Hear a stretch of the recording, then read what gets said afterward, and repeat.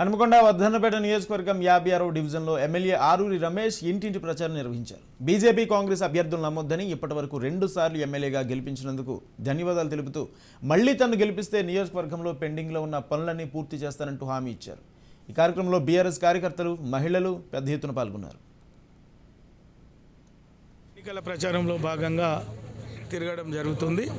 ప్రతి గడపకు వెళ్ళి ఈ 10 సంవత్సరాల్లో చేపట్టిన అభివృద్ధి సంక్షేమ కార్యక్రమాల్ని ప్రజలకు వివరించడం జరుగుతుంది.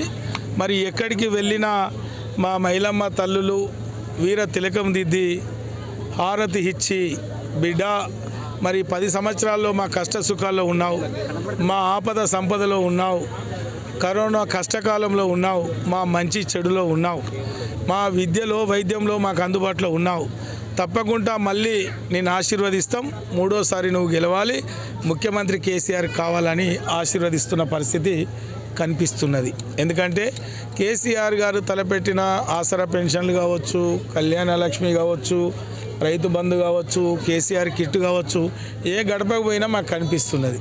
అందుకే పని చేస్తున్న ప్రభుత్వాన్ని, పార్టీని ఆశీర్వదించడానికి వర్ధన్నపేట నియోజకవర్గ ప్రజలు సిద్ధంగా ఉన్నారు. మాయ మాటలు చెప్పి బురదలో రాయేసి దాటే పార్టీల గురించి వాళ్ళకు తెలుసు. మరి పనికి మాలిన ప్రతిపక్షాల విమర్శలు, మాటలు